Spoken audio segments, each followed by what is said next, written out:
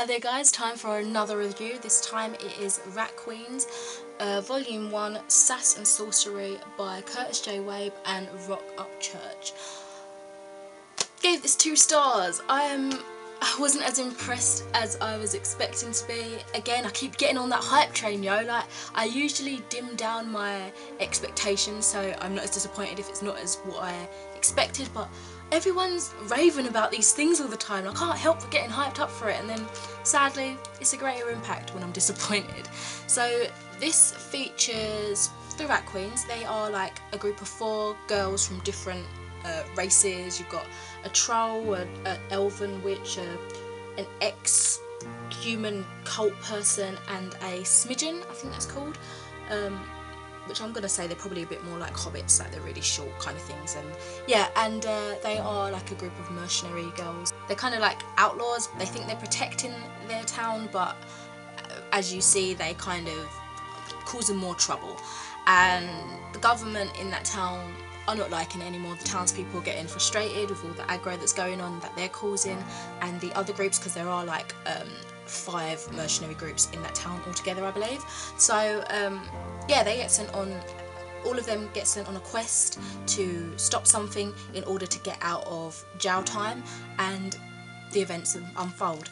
So although I found the dialogue quite witty and emotional at quite a few times, I did find that the language used was quite vulgar, like excessive swearing. It was really intense, and I'm not really into that. I think the only graphic novel specifically that I think can get away with kind of language like that would be Saga, and I think it's because it's written really well. But this, it fell flat in that way, and so the language didn't seem as classily done.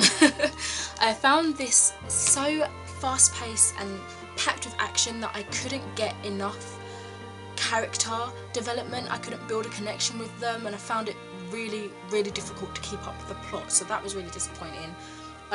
Everyone was saying how good the story was and that, but I couldn't get into it as much as I wanted to.